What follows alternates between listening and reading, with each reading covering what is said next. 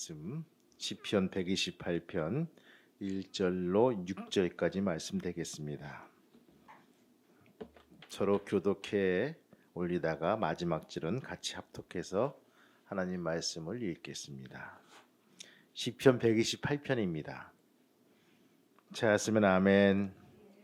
여호와를 경외하며 그의 길을 걷는 자마다 복이 있도다.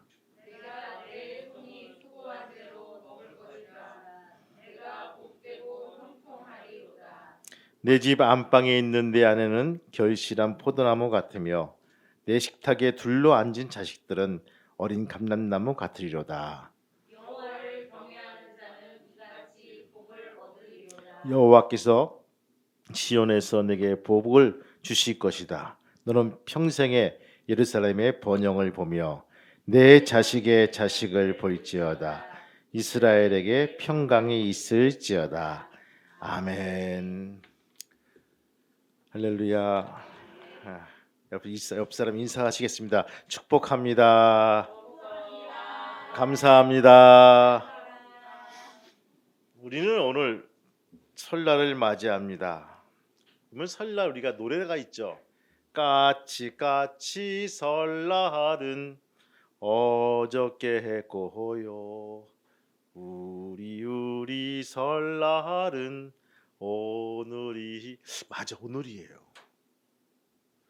근데 까치가 왜 어저께인지 설날은 모르겠지만 오늘은 분명히 설날이에요.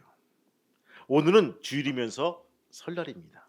그래서 오늘은 설날인데 제목을 뭘만 잡을까? 복 많이 누리세요. 복 많이 누릴 수 있는 귀한 성도가 되시기를 바랍니다. 옆 사람 다시 한번 인사하겠습니다. 새해 복 많이 누리시길 바랍니다. 우리나라의 설날과 이스라엘의 나팔절이 비슷합니다. 우리나라에는요, 우리에게는 많은 절기가 있죠. 구약에는요, 유월절, 나팔절, 바로 불임절, 초막절과 같은 절기가 있고요. 또 우리나라에는요, 삼일절, 제헌절, 광복절 같은 또 절기가 있습니다. 또 교회는요, 성탄절, 성령 강림절, 부활절, 감사절이 있습니다. 또 우리 민족에는요, 설날과 추석이 있습니다. 이스라엘과 우리나라가 비슷한 문화를 가지고 있죠. 그래서 우리나라의 최고 명절인 설입니다. 음력 1월 1일. 우린 그것을 구정이라고 합니다. 외국에선 양력 1월 1일 신정, 새해로 지정해 놨죠. 신라 시대부터 전통적으로 내려온 우리 문화. 음력 1월 1일. 우린 최대의 명절 통해 가지고 고향에 내려갑니다. 또 시골에 계시는 부모님들은 또 기다리십니다. 야, 오지 마라 하면서 그 말씀하세요. 그렇죠? 참 사람이 이렇게 간사한 게 잘못된 표현들을 야 빨리 와라 이것도 아니고 오지 마라 이거예요. 야, 이 애비는 뭐 음식 좋아하는 거 없어. 그냥 다 입맛도 없고. 여러분들 기도하세요. 우리 부모님들은, 우리 할아버지 할머니들은 생명 다할 때까지 입맛이 떨어지지 않게 도와주옵소서. 기도하시기 바래요. 여러분 입맛이 떨어지면요, 곧 이것이 이게 힘들어지더라고요. 주님 부르실 때까지 입맛을 더하는 귀한 여러분 되시기를 주님의 이름으로 축원합니다. 여러분들 이거 없으면 인사들이 있잖아요. 그냥 없는 분들이요 꾹꾹꾹 생기더라고. 고기 맛있다면요 그냥 생기더라고. 이것이 입맛이 있다는 거예요. 여러분 주님 부르실 때까지 입맛이 떨어지지 않냐는 귀한 우리 할아버지 할머니 부모님 되시기를 바랍니다. 이렇게 우리가 새해를 정하죠. 그렇죠? 신라 시대부터 우리는 그것을 정했습니다. 명절로 정했어요. 근데 이스라엘 백성들은요 마찬가지입니다. 양력 1월 1일을 새해를 합니다. 그것이 실질적으로 새해는요 그들의 음력 7월 1일이에요. 음력 7월 1일. 바로 그날은 성경에서 나팔절이라고 부르고 있습니다. 이날은요 이스라엘 백성에게 축제일입니다. 성경적으로 나팔절에 대해서 그들은 설에 대해서 이렇게 말하고 있습니다. 레위기 23장 말씀 보니까요 바로 일러주고 있죠. 그들은 광야에 살고 있는 백성들에게 가나안에서 들어가기 전에 바로 절기 7가지를 지키라라고 명령하고 있는 거예요. 그래서 여러분 집에 가서 레위기 23장 한번 읽어보세요. 바로 이렇게 하면서 이렇게 일려준 말씀이 레위기 23장 24절 말씀 보니까 너희들은 그 중에서 네 번째 절기인 나팔절 즉 새해를 지키라라고 되어 있습니다. 여호와께서 모세에게 일러 가르칠 때 이스라엘 자손에게 고하여 이르라 7월 곧 그 달의 1일로 안식일을 삼을지니 이는 나팔을 불어 기념할 것이요 성회라 아무 노동하지 말고 여호와께 화제로 드릴지니라. 알레. 여러분들 이스라엘이 나팔을 부는 것은요 새날을 알릴 때 새 소식을 알릴 때 전쟁을 일어났을 때 나팔을 붑니다. 나팔절 즉 설에 대해서 이와 같이 어떤 의미가 있을까요? 첫 번째 설날은요 새롭게 살자는 갱신의 의미가 있습니다. 따라합시다. 새롭게 살자. 새롭게 살자. 새롭게 살자. 나팔절부터 신년을 시작합니다. 새롭게 살자는 의미입니다. 그래서 나팔을 분다는 거예요. 나팔은요 새 출발에 알리는 신호입니다. 유대인들은요 지금도 나팔절이 오면요 손에 나팔을 들고 불고 광장으로 수백 명이 모여서 여기저기에서 나팔을 부른답니다. 새롭게 살자는 의미입니다. 새해를 맞아서 새 결단을 하고 새 출발을 하자는 바로 즉 나팔절의 의미입니다. 그런 의미에서 나팔을 부는 것입니다. 우리나라에도 설도 마찬가지죠. 여러분들 맞습니다. 설은요 나팔절과 같이 갱신의 의미를 가지고 있습니다. 우리도 오늘 설날부터 마음도 생각도 갱신하고 새로운 마음으로 살아갈 수 있는 귀한 우리 모두가 되시기를 주님의 이름으로 축원합니다. 또 여러분들 이 나팔절 때 뭘까요? 안식하고 바로 마음을 정하고 친교했다는 것입니다. 이스라엘 백성들은요 설이면 아무것도 하지 않고 안식일로 삼았습니다. 그리고 매년 그날이면요 모두가 함께 하나님께 예배를 드렸다는 것입니다. 우리 설도 마찬가지죠. 그렇죠? 구정설은 휴일입니다. 법적인 휴일이에요. 그래서 빨간 날로 지정되어 있습니다. 온 민족이 삼국시대부터 친교를 나눴습니다. 그런데 우리나라 설에는요 전통적인 의미가 거기에 바로 사라져가는 것 같습니다. 그래서 원래는요 모여서 서로 친교하고 놀고 화목하게 하는 것이 설의 문화란 것입니다. 모여 앉아서 고스톱을 치고 화투를 치는 것이 아니라 술판을 벌리는 것이 아니라 민속놀이 했다는 거예요. 윷놀이도 하고 또 연도 날리고 또 제기도 차고 뭐 씨름도 하면서 서로 이렇게 체력도 다지고 그렇죠? 이렇게 좋은 문화를 가지고 이렇게 해왔는데 점점 그것이 약화되고 이제는 딱 두 가지 화투와 고스톱 이거로 이제 연명하는 모습들을 보게 됩니다. 정말 우리가 중요한 것은요 설을 맞이해서 바로 함께 모여서 가족과 친지가 모여서 기뻐하고 설을 맞이하는 그 문화. 중국도 이와 유사하죠. 여러분 중국의 춘절이라고 합니다. 그렇죠? 이 절기에는요 전 세계에 있는 중국 사람들이 대이동을 하는 거예요. 그래서 아마 3년 전에 그 코로나가 이렇게 막 번진 이유가 바로 이런 부분도 있어요. 확 번진 이유가 그냥 열몇 시간, 20몇 시간 기차 타고 가가지고 자기 고향에 가가지고 같이 뭐 이렇게 얼싸안고 문 고리 잠그고 술을 연평 마시고 놀고 먹고 있죠. 하다 보니까 이게 쫙 번져나가는 거예요. 저 구석에 있는 산골짜기까지 번져나가는 거야. 이 코로나가. 가지고 종잡을 수가 없었죠. 맞아요. 여러분 기쁨, 즐거움, 감사. 이 나팔절은요. 이렇게 서로 안식하면서 친교한 문화가 있다는 것입니다. 우리가 무엇보다도 새로운 새해는요. 서로 결속하면서 다지고 서로 공동체나 개인이나 또 서로 잘 될 수 있는 귀한 믿음의 성도가 되시기를 주님의 이름으로 축원합니다. 세 번째 뭡니까? 이 나팔절은요. 구제하는 날입니다.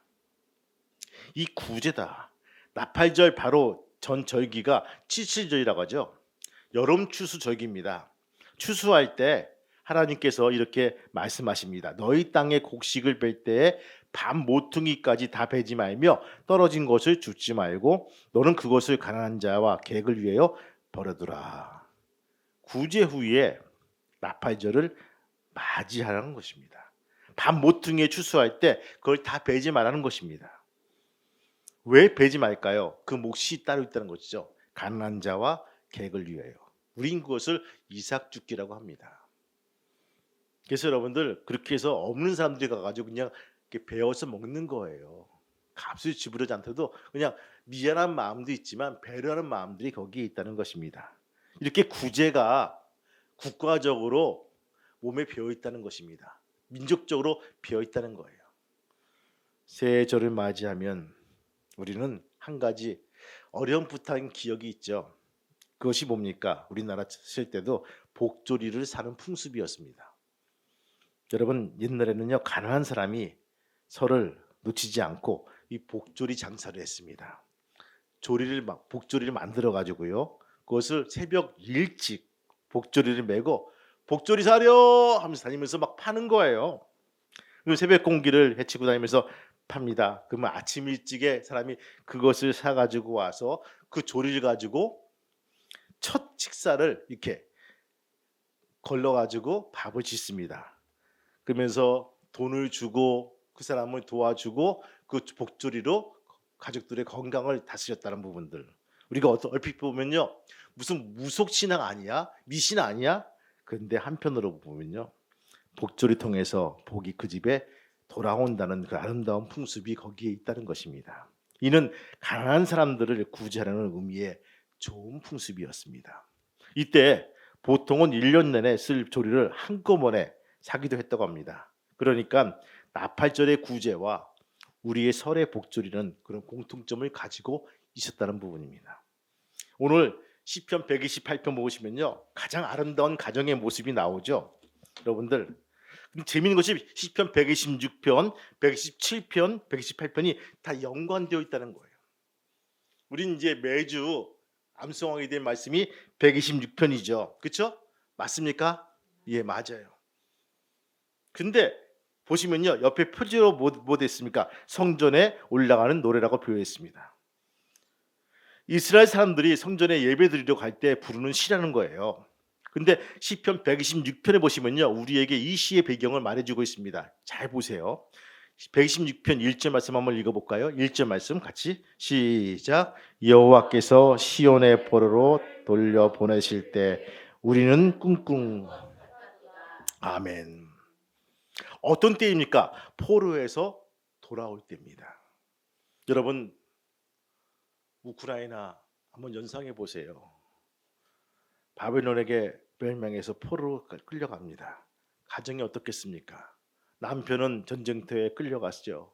아들은 포로가 되어 잡혀갔습니다. 아내는 노예가 되어서 팔려갔습니다. 먹을 것이 없습니다. 성전은 파괴되고 예배드리러 가고 싶은데 갈 데가 없습니다.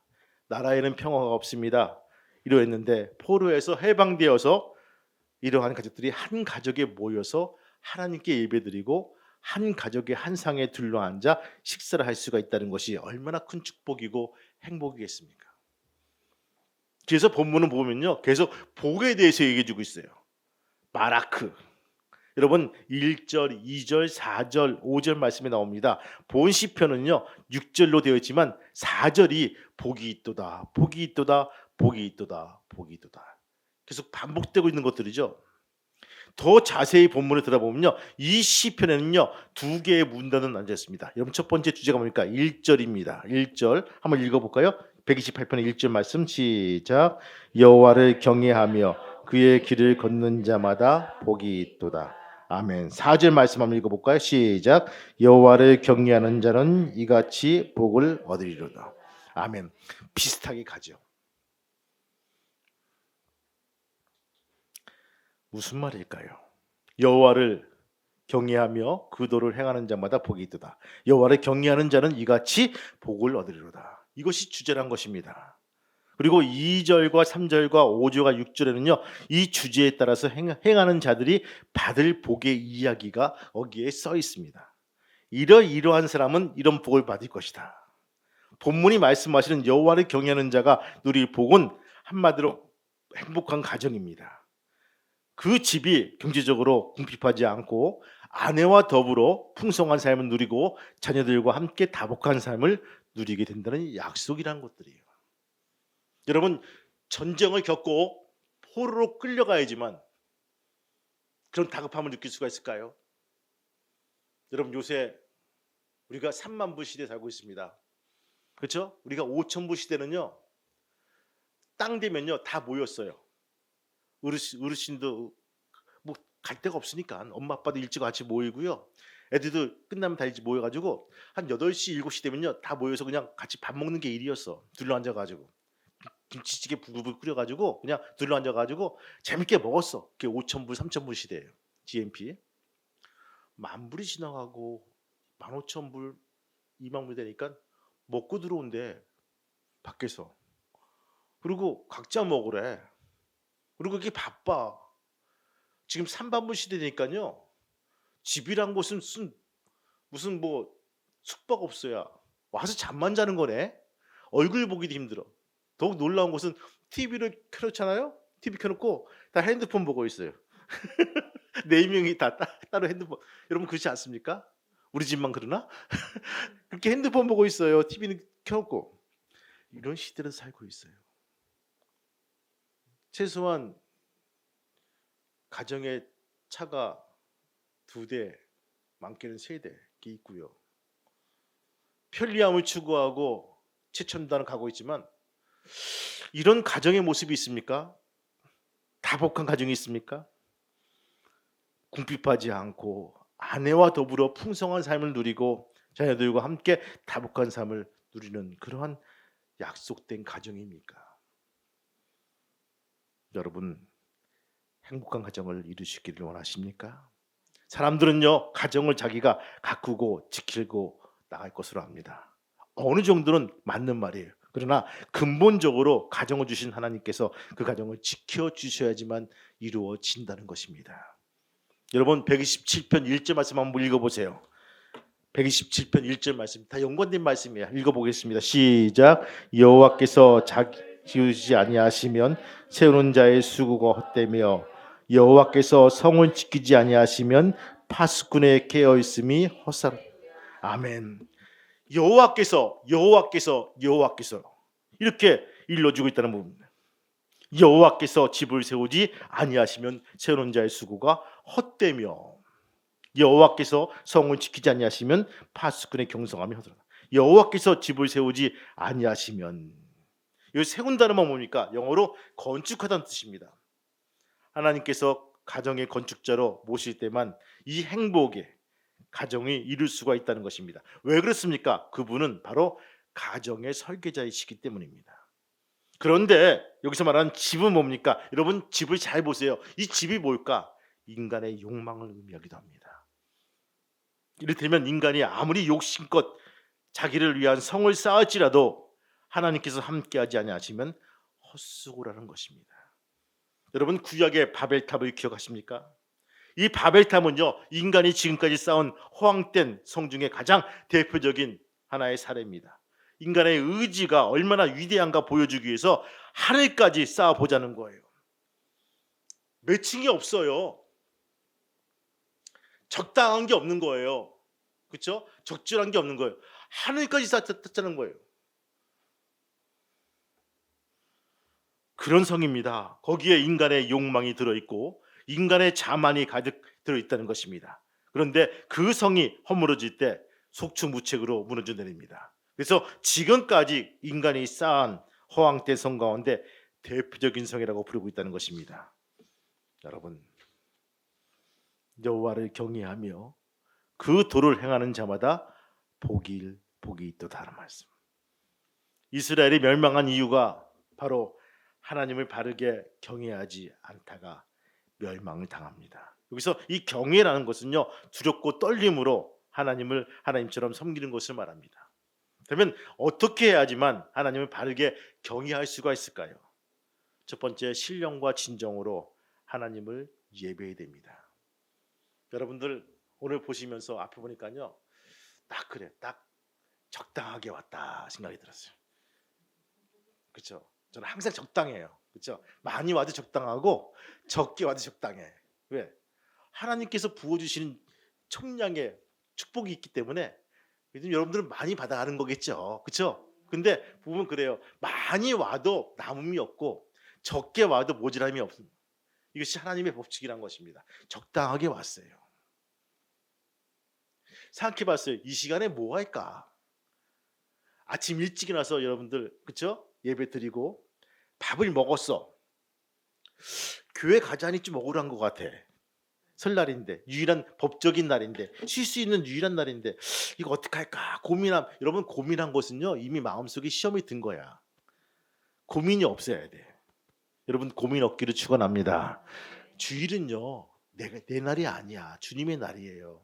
그냥 아무 생각 없이 가는 거. 여러분들 저는 학교 다녔을 때 월화수목금 토까지 다녔거든요. 그냥 가방 들고 나오면요 아무 생각 없이 학교 가는 거예요. 그렇죠? 어디 삐질까? 어디 살까? 생각을 안 해요. 그렇지만 학교에 쭉 갈 수가 있는 거예요. 그렇죠? 일단 친구 만나면 같이 가는 것이지. 처음부터 가다가 옆에 세야지 이런 계획을 세우면요 학교 가는 것이 싫은 거예요. 그렇죠? 여러분들 우리가 주님의 것들은요 이미 주님의 것으로 드리고 우리가 우리 것으로 우리가 탈피해 나갈 수 있는 귀한 성도가 되시기를 주의 이름으로 축원합니다. 이것이 우리가 해야 될 가장 기본적인 것들이에요. 여러분 신령과 진정으로 하나님께 예배해야 된다. 이것이 기본적이란 이것이 경외의 첫 번째 단계라는 것들이죠. 하나님을 두렵고 하나님을 정말 떨림으로 우리가 예배드리는 것이 기본적인 삶이란 부분입니다. 여러분 아브라함을 보세요. 아브라함도요 예배의 목숨을 걸었기에 이삭을 하나님께 드리는데 최선을 다합니다. 오늘 우리들이 드리는 이 예배가 아브라함이 이삭을 드리는 예배가 될 수 있기를 소원합니다. 맞습니다. 나의 전부를 드릴 때 하나님은 받아주신다는 것입니다. 받아주시고 하나님이 준비하신 그것을 우리에게 내민다는 거예요. 이미 준비하고 계세요. 그것을 내민다는 것입니다. 성도들은 예배에 목숨을 걸고 최선을 다해서 하나님께 나와야 될 것입니다. 그런 사람에게 하나님께서는 준비하신 축복을 우리에게 내려주신다는 것입니다. 청교도들이 미국의 첫 발을 디디면서 가장 먼저 한 일이 뭔지 아십니까? 교회를 지었다. 하나님께 예배를 드렸습니다. 풍토병으로 막 죽어나가고요. 실려나가서 송장이 되더라도 그런 하나님께 제일 먼저 한 것이 교회를 짓는 거였어요. 그리고 틈틈이 예배 드리고요. 주일마다 그런 옷을 갈아입고 와서 예배를 드리는 일에 바로 하나의 주저함이 없다는 것입니다. 그들은 하나님을 바르게 예배하기 위해서 고국을 버리고 신대륙으로 왔습니다.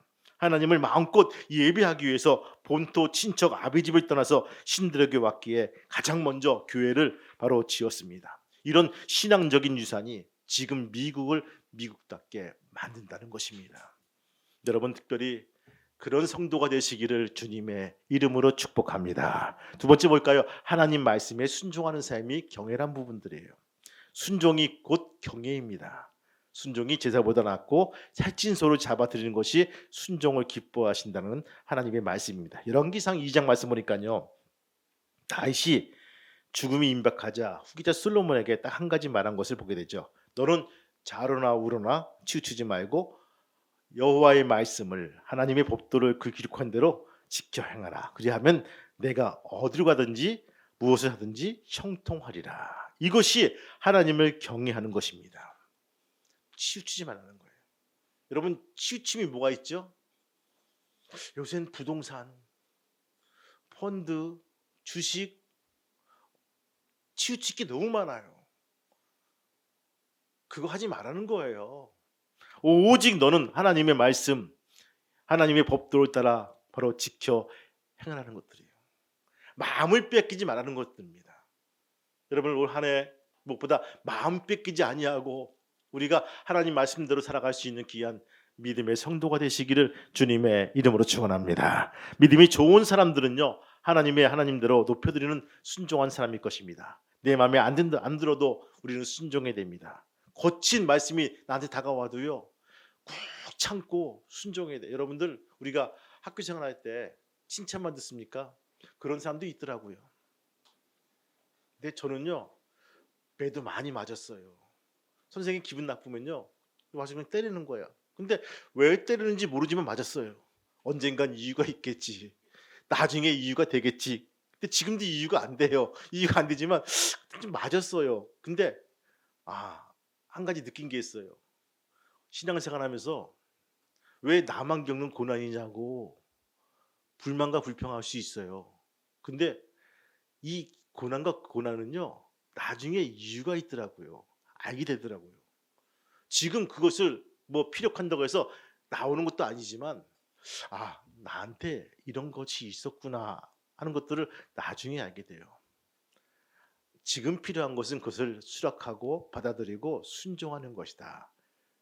그러니까 나이를 먹으면서 느낄 수 있는 감정이란 부분입니다. 여러분, 무엇보다 말씀을 순종해서 주님의 경외함에 다시 한번 우리가 함께할 수 있는 귀한 믿음의 성도가 되시기를 주님의 이름으로 축원합니다. 세 번째 보니까 경외함이란 하나님이 내게 맡겨주신 일에 충성하는 것이다. 하나님을 경외한다는 믿음을 가진 사람은요, 자신에게 주신 사명을 완수하기 위해서 아낌없이 자신을 헌신합니다. 하나님은 그런 사람들을 축복해 주십니다.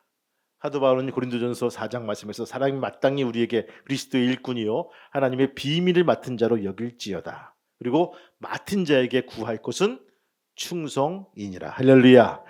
바로 충성이란 부분입니다. 그러면 하나님을 경외하고 그도를 지켜 행한 자가 어떤 복을 받을까요? 여러분들 한번 2절 말씀 읽어볼까요? 2절 말씀 같이 시작. 내가 내 손이 수고한 대로 먹을 것이라. 내가 복되고 형통하리라. 아멘. 첫 번째, 이 축복이요, 내가 내 손으로 수고한 대로 먹을 것이라. 수고의 열매가 약속하고 있다는 것입니다. 수고의 열매가 약속되어 있다. 노동의 열매요, 투자의 열매입니다. 그리고 여기엔 복의 약속이 담겨 있는데 내가 복되고 형통하리로다. 귀한 말씀이에요. 목사님, 이 당연한 거 아니에요? 하신 분도 있어요. 뭐 내가 수고했는데 수고한 대로 먹는 거 아닙니까? 여러분, 수고도요 헛수고가 있어요. 그렇죠? 열심히 했는데 불구하고 아무것도 안 나는 경우 있어요. 그런 경우 많이 해봤죠. 예, 여러분들 오늘 이 말씀은 축복의 말씀이란 것입니다. 여러분, 두 번째 뭘까요? 3절 말씀 한번 읽어볼까요? 3절 말씀 시작. 내 집 앞마당에 있는 내 아내는 결실한 포도나무 같으며 내 식탁에 둘러앉은 자식들은 어린 감람나무 같으리로다. 아멘. 두 번째 축복이 내 집 내실에 있는 내 아내는 결실한 포도나무 같다. 유대인들의 포도는요, 기쁨의 상징입니다. 한마디로 그 아내는 남편의 기쁨이요, 그 아내는 가정의 기쁨이 되는 것입니다. 포도주는 맛을 내고 색깔의 변화를 일으킵니다. 아내는 가정의 맛을 내는 장본인이며 변화를 일으키는 지혜가 거기 있다는 것입니다. 여러분, 그래요. 근데 그 아내가 전쟁으로 인해서 노예가 되고 없어지는 거예요. 근데 그 아내가 다시 돌아오게 되고 가정이 화목해지는 거예요. 얼마나 좋겠습니까? 여러분들, 애들이 학교 가서 뭐 놀다가 막 뛰어와서 박차고 들어오면서 뭘 합니까? 문 박차줘서 아빠 불러요? 그런 애들 없어요. 거의 99.9%다 엄마 불러요. 엄마 부르지 아빠 부르는 애들은 거의 없더라고요. 요즘 괴록 한두 명 있을지 몰라도 거의 다 99.9% 제가 아는 사람들은 다 엄마 부르고 쳐들어오더라고요. 뭐 좋은 일 있으면 또 자랑하면서 부르고 들어옵니다. 여러분들, 그래요. 바로 이 내 집 내실에 있는 내 안에는 결실한 포도나무 같다. 여러분들, 그런 축복을 누릴 수 있는 귀한 성도가 되시길 바랍니다. 여러분들, 3절 말씀 또 어떤 축복이 있을까요? 한번 더 읽어볼까요? 시작. 내 집 안방에 있는 내 아내는 결실한 포도나무 같으며 내 식탁에 둘러앉은 자식들은 어린 감람나무 같으리로다. 아멘. 내 상에 둘린 자식들은 어린 감람나무 같다. 여러분, 성지순례에 갔다 오신 분들은 하나같이 말해요. 그 감람산에 목사님 굉장한 그 나무 한 그루가 있는데 그 나무 봤습니까? 지금도 있어요. 가이드는 말합니다. 이 수량이 이 나무가 2000년이 넘었다고 얘기합니다. 어마어마한 그 큰 감람나무가 있어요. 안내 여행자는 말합니다. 그 나무가 2000년이 넘어서 아마 예수님께도 감람산에 자주 올라가셨는데 예수님 다니실 때 이 감람나무가 아주 어린 나무였을 것이다라고, 이 나무가 예수님도 봤을 것이라고 얘기하더라고요. 튼튼한 그 나무. 감람나무입니다. 유대인들은 감람나무 한 그루를 심고 자식을 대학을 보낸다고 합니다. 여기서 나오는 여러 가지 열매로 자식을 공부시키고요. 그다음에 기름을 짜고요. 약용으로 쓰이고요. 제사용으로 쓰이고요. 그다음에 왕의 임직식 때 선지자나 제사장들에게 기름 부은 바로 감람류가 감람나무에서 나온다는 것입니다. 바로 이렇게 쓰임 받는 자식 축복입니다. 교회에서나 사회에서나 한 시대를 일으키는 참 행복한 가정의 자녀들이 다 되시기를 주님의 이름으로 축복합니다. 마지막 여러분들 5절 말씀 한번 읽어볼까요? 5절 말씀 시작. 여호와께서 시온에게 내게 복을 주실 것이다. 너는 평생의 예루살렘의 번영을 보며. 아멘. 이 복이 평생의 복입니다. 너는 평생의 예루살렘의 복을 보며. 평생 복받기 살기를 원하십니까? 교회 생활을 잘하시기 바랍니다. 교회는요, 하나님께서 하늘 문을 열고 복을 주시는 것입니다.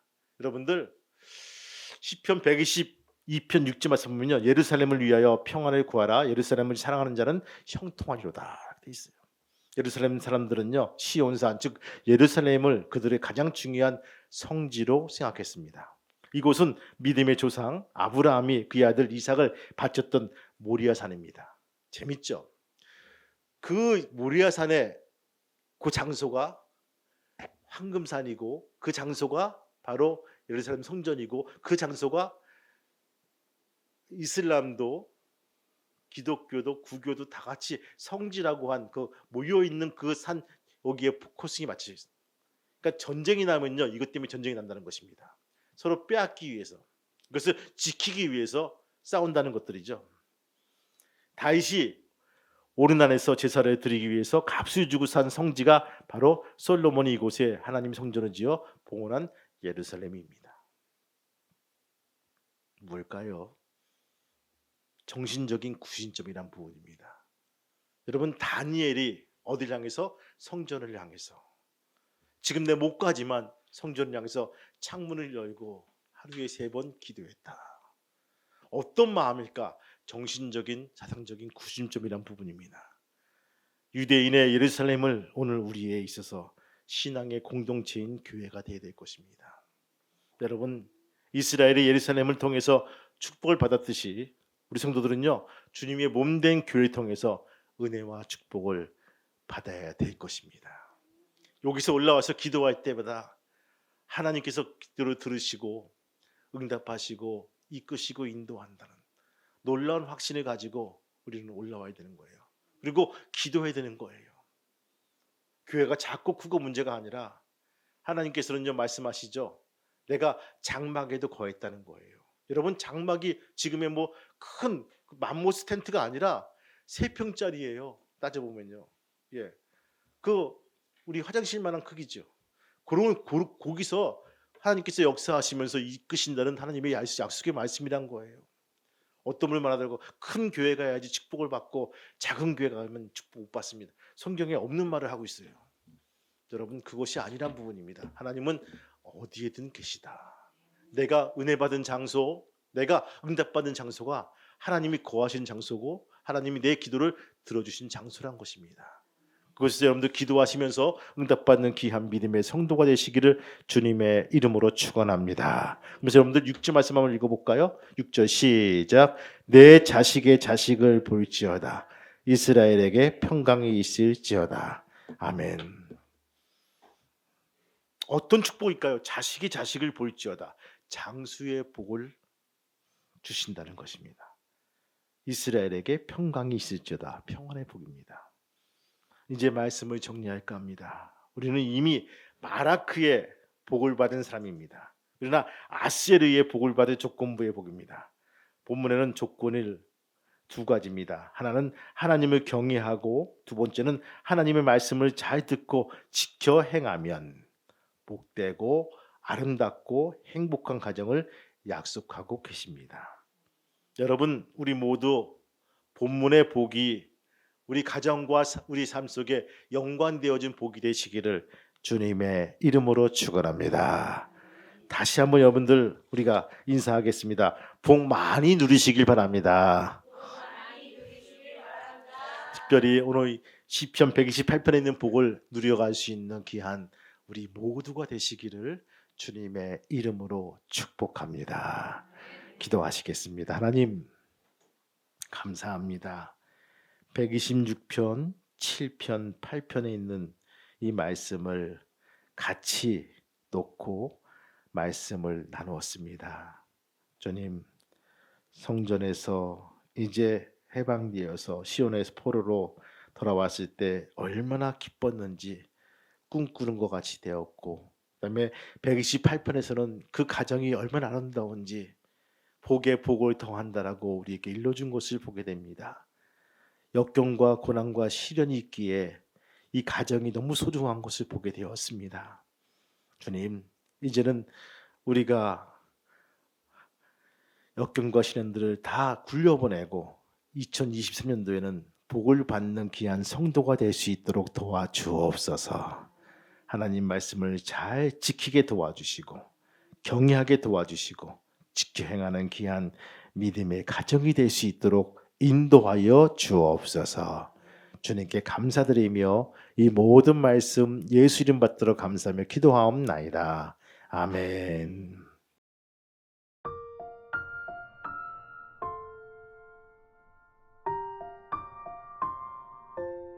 기도합니다. 하나님, 형제와 친척들이 먼 곳에서 오니까 얼마나 기쁘고 즐거운지 말할 수 없이 기쁨과 즐거움이 있는 주일 아침입니다.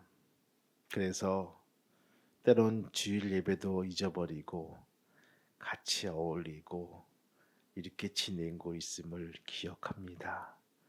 주님 동일한 은혜로 삼아주시고 거기에도 하나님의 은혜가 임할 수 있는 귀한 성도의 가정이 될 수 있도록 인도해 주옵소서. 오늘 시편 128편은 포로에서 돌아온 이 가정의 모습을 그리고 있습니다. 얼마나 보기 좋고 얼마나 사랑스러운지 아내는 결실한 포도나무 같고 자식은 식탁에 둘러앉은 어린 감람나무 같다라고 일러주고 있습니다. 주님, 우리 평화교회 가정들이 이런 가정 될 수 있도록 축복하시고 인도해 주옵소서. 살다 보면은 흠이 생기고 옹이가 파질 때도 있음을 기억합니다. 잘 감싸게 도와주시고 잘 치료해서 아물 수 있도록 이 가정들을 이끄시고 인도하여 주시옵소서.